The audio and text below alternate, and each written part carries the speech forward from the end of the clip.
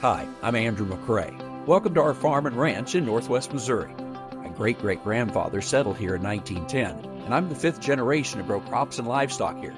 As a farmer myself, I know the highs and lows of this life, the issues we confront every day, some new, some as old as farming itself. This show is a place to talk with farmers and others in the ag industry about topics that mean something to us, topics that can improve the present and future of our operations. This is Farming the Countryside. Stephanie Zelenko at AgroLiquid joins me, and Stephanie and I have had time to get to visit over the years, specifically around something called Crop Nutrition Week, which is coming up, which is a great resource for all folks, whether you are a customer or not, doesn't really matter. It's just great information. Stephanie, I appreciate the time, and perhaps we should just begin with that. Talk about what Crop Nutrition Week is, because you have a lot of resources that people can listen to online to be able to help them prepare for the crop season ahead, right? Yeah, certainly. So Crop Nutrition Week, this is our fourth year of doing it. And it was something we realized, at the start that there's a week for everything, National Ice Cream Week or National, whatever week, that really we do a lot of work in agriculture, but we don't focus on the nutrition side. So we thought that why not, work together with people in the industry to come up with some good information on crop nutrition. It's a huge portion of a grower's overall budget in an operation. And so there's not a lot of resources out there. So we worked really hard to put things together over the years. All of them are available on a website, so you can archive and go back and see past topics and just get information on soil testing, return on investment, best application methods. And even though it's sponsored by AgroLiquid, it's very generic information on crop nutrition, not very product focused. Yeah, no, I would agree. It's just great information regardless. So, let's dive into some of the things that folks might see, and certainly those videos can go further in depth. I'm wanting to start with this, though. We live in a time in which crop margins are obviously tight right now, if existent in some locations. So I'm just curious, as you work with folks, how have the conversations changed over the last 3 or 4 years? Because I suspect people are wanting to tighten their budget. So we don't want to tighten so far that we lose the gains we can make on the crop fertility side. So in general, what are you seeing and what are you hearing out there? Right. It's been kind of the story the last 3 years or so that we've had tight budgets. And I think at first people were in that panic mode, like, I want to cut back to absolutely nothing to save money. Because we've dealt with it for a couple of seasons now, I think people are a little more immune to that and realize that we still need to spend dollars on fertility if we want to get a yield at the end. And so we kind of went from that, let's cut everything out and try to conserve and feed off the soil for a year, to now we're in year 3 or year 4 in some cases, that we still need to spend dollars. We still need to, focus on good agronomy to make sure that we're going to get that return. Otherwise, we're ultimately losing money. Right. So if we think about spending the dollars in the right place, I know there's a lot of different places we could look. Would you tell me that I've got to know what I've got out there, first of all, soil testing? And if so, how often should I have been doing that? Can I go off a soil test from a while back, or what do you recommend if that's my starting point? Yeah, your starting point is always going to be a soil test. That's the inventory of what's in your soil. Really no different than, you going to the doctor and taking a blood test. That's going to tell you how healthy your body is. If you're lacking anything nutritional wise, your soil test is the same thing for those plants. I like to see a soil test every 3 years at the most, but 2 to 3 years is kind of that ideal range. Only because those nutrients cycle. What might be high one year has been taken up by a crop and maybe a little bit lower the next year. So having one that's relatively new, so 2 to 3 years, is going to give you that best picture of what's in your soil. And then you can start addressing those missing pieces, by adding additional fertilizer to that. As you think about that soil test, is there any certain time of the year that I need to do it? And then any certain type, if I'm going to be grid sampling, how tight do I need those grids as I think about that? Yeah, kind of the 2-point question there. The time of year, I don't care if you're a fall sampler or a spring sample. I just want you to be consistent. The best way to be able to track over time is always be the same. So again, I said nutrients cycle. And so, moisture plays, for example, a big effect on potassium availability. So if you're sampling in the fall where it tends to be a little bit drier, those potassium levels might be different than coming out of, winter when we may have had some additional snow or rainfall. So always the same time of year is the number one thing. If you're always in the fall, sample in the fall. That way you can track that over time, what those changes might be. As far as sampling size, go ahead. No, that's fine. Go ahead. Okay. As far as sampling size, if you want a grid sample. If you want to do zone sampling, it doesn't matter to me. I just say if you're going to spend the dollars on grid sampling, make sure you can utilize that.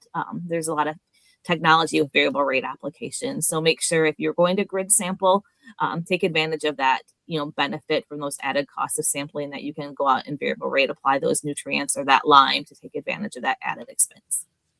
We get those results back.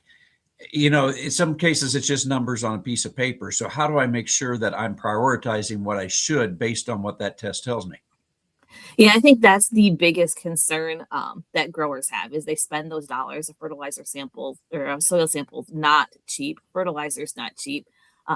And correlating those numbers to each other is very critical. So it can be overwhelming. Farmers are dealing with, a lot of other things in their operation. Understanding every last number on that soil test can be overwhelming. So, Crop Nutrition Week is one of those things that we're doing to help understand those numbers. But there's a lot of other resources out there, and find a good agronomist that you can work with that can help walk through those. That's the only way you're going to get that full advantage of those dollars you spend on a soil test is really understanding what those numbers mean. So if we're thinking about then what my budget is for crop nutrition, fertility, we got to have the soil test. So we do that. If we're talking corn, I suspect next up is going to be nitrogen. So if I'm thinking about nitrogen, what do I need to be thinking about? Because there's so much I could do as far as what am I going to apply, when I'm going to apply. Right. Kind of what we've found is most growers are going to spend about 20% of their anticipated income. So if what you think you're going to get for a yield, what you think you'll sell your corn for in the fall, about 20% of those dollars is what most people are comfortable spending on fertility, and probably close to half of it is nitrogen. And so that's a big portion of that overall budget. So you want to make sure that you're applying that, in the right manner. So nitrogen is very susceptible to losses, leaching, volatility, denitrification. So, things like split applications, putting it in zones or bands, any way you can protect that nitrogen is going to make sure you get the most use out of those dollars. I wanted to ask you about the split application. I think that means different things to different folks. So split application, does that mean fall anhydrous and then something else in the spring? Does it mean splitting it within the spring or the summer? What does it mean? Yeah, it can mean a lot of different things. And I think geography is going to play a part in it. I'm in the north where we get a lot of snow and rainfall during the winter. So I don't like seeing fall applications because I know I can leach a whole lot. But if you're in a more arid climate, then there's a lot of people, that get away with that. So when I say split applications, it's kind of regional specific. But I want to see, depending upon, what that soil and that moisture situation is, it can be fall, it can be some at planting, some at side dress. There's a lot of different tools, and with high clearance sprayers now, guys can get through, up to tasseling. So you can even save some of that nitrogen for, very late in the season. I agree that it does depend on where you live. And so obviously that plays a big factor, but going to the fall anhydrous, that is such a big deal in so much of the Midwest. Is that still a good option? I'm going to use stabilizer, and should I try to risk it and do that in the spring?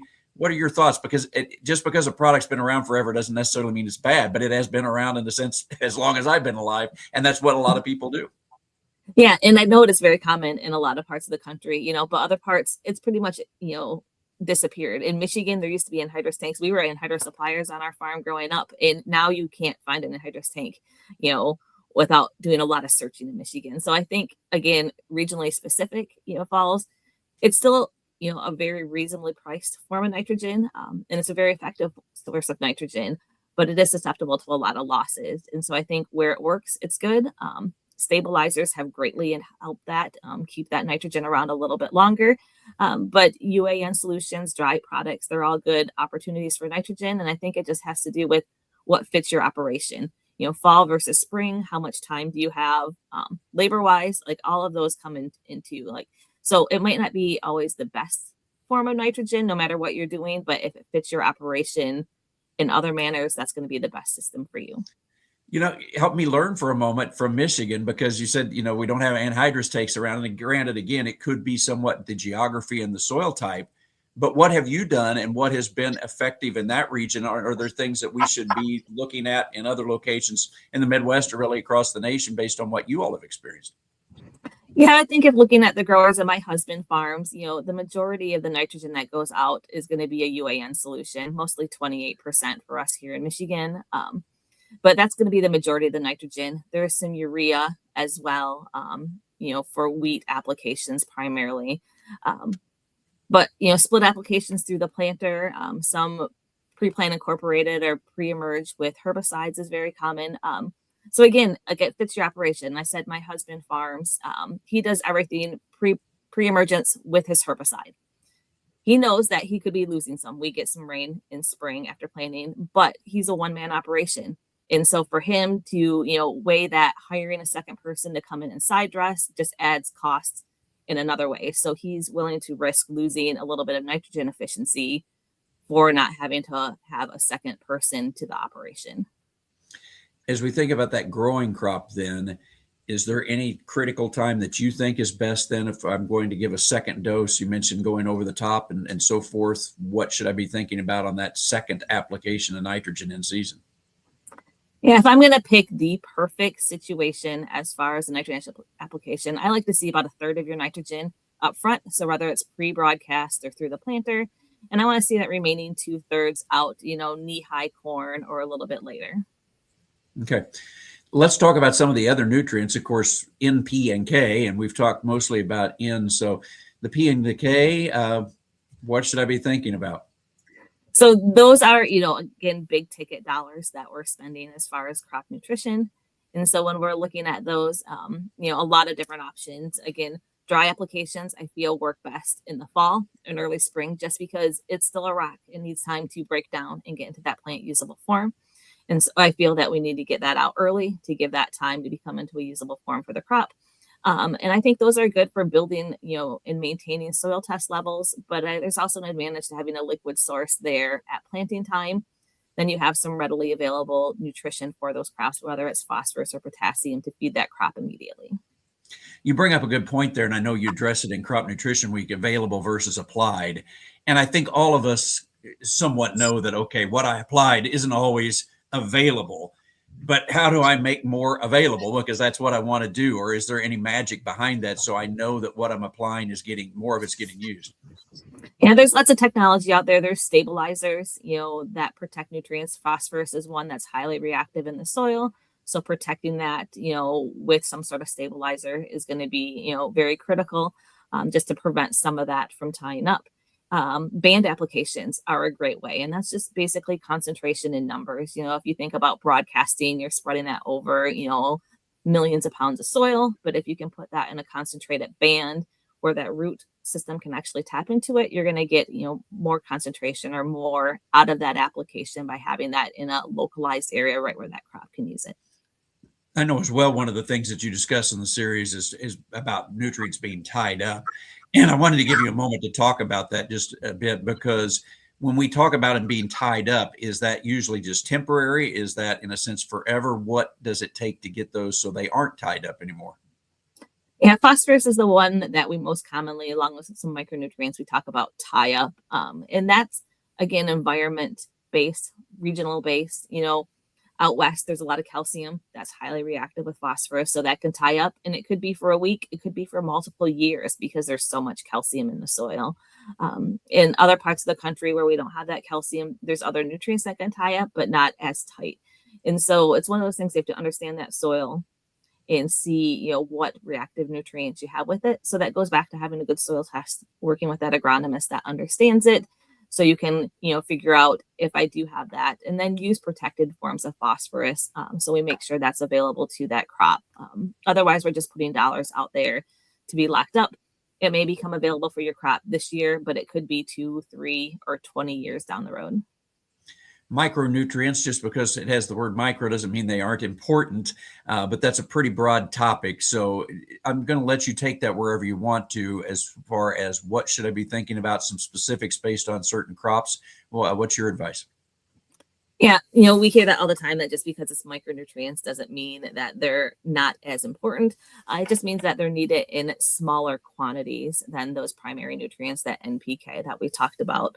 And I think we're getting better as an industry to addressing micronutrients. We're realizing the importance that comes with them. But we're still looking at those economic challenging times, and the micronutrients are a big dollar item. They're relatively expensive compared to those other nutrients.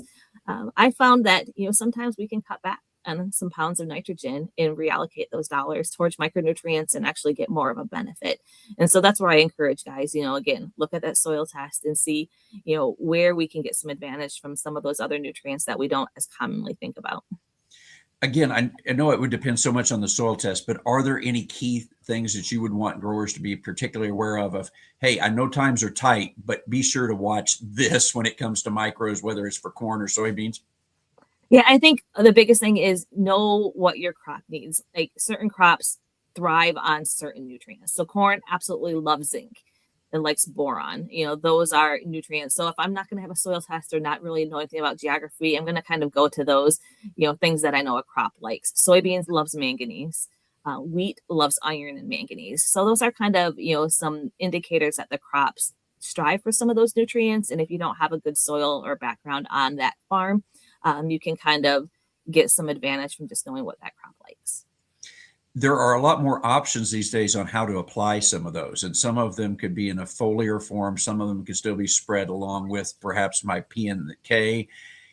What would you tell folks about those different applications? Because that kind of gets back over to how much are we actually applying and when we're applying it and how much active ingredient and so forth. What should I be aware of? So most of those nutrients I like to see, closer to planting time, just because if we start to get a deficiency early, it's hard to recover from that. But there are a few micronutrients that are more leachable. So boron's probably the best example. And boron we know is really critical for that seed set, that pollen development later in season. And so something that's going to move really quickly and leach really quickly through the plant, and it's not needed to later in the season, I'm going to push towards those foliar applications. And so all micronutrients can go out foliar. So if you see a deficiency, you can easily correct it, but I prefer to prevent the deficiency, have them early, with the exception of boron. I like to see put closer to that time of need. Stephanie, it's all right if you don't have an opinion on this, but we've had several guests here over the winter that have been talking about fungicide application versus the micronutrient packs and trying to keep this plant healthy. Just based on your experience, what you're seeing, I mean, I've had people all the way from telling me no fungicide, you just feed that crop foliar and you're fine. Other folks say that is ridiculous, you'll lose everything. What are you experiencing? Because I think everybody has an opinion.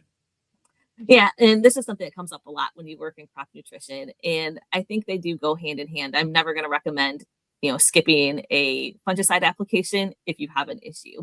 But there is, a good correlation between plant health and crop nutrition. And again, I'll go back to my, human example. If you're low on nutrients, taking vitamins is going to help you stay healthier.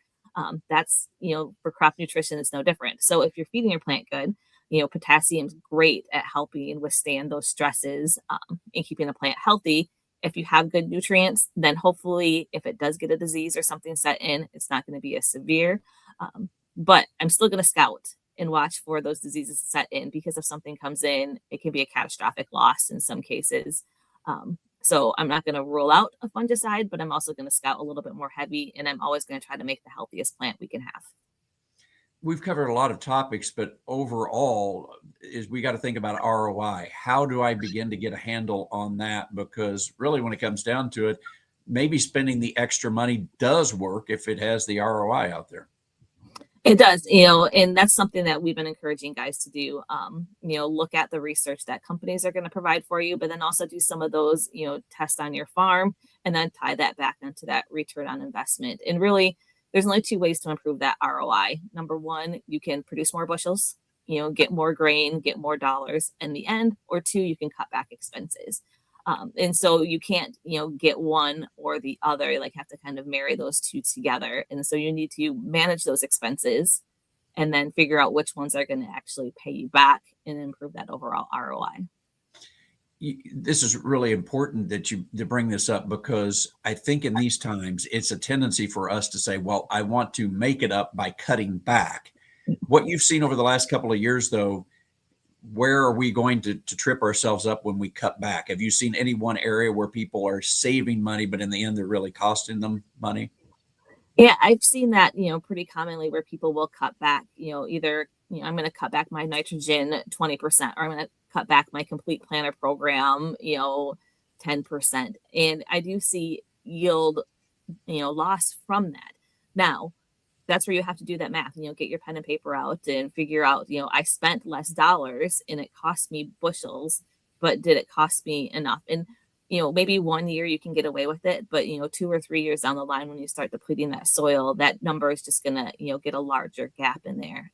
And so that's why I say, still test, if you're going to cut back, still flip that planter, pump on, and go to a higher rate that you normally would, just to see, how much did you really lose in that season by cutting that rate back. Yeah. Have you seen any changes in what people are actually growing? If they've done rotations, are they going more with corn or beans, or is that just totally a marketing thing, and it just depends totally on your area what you're going to do?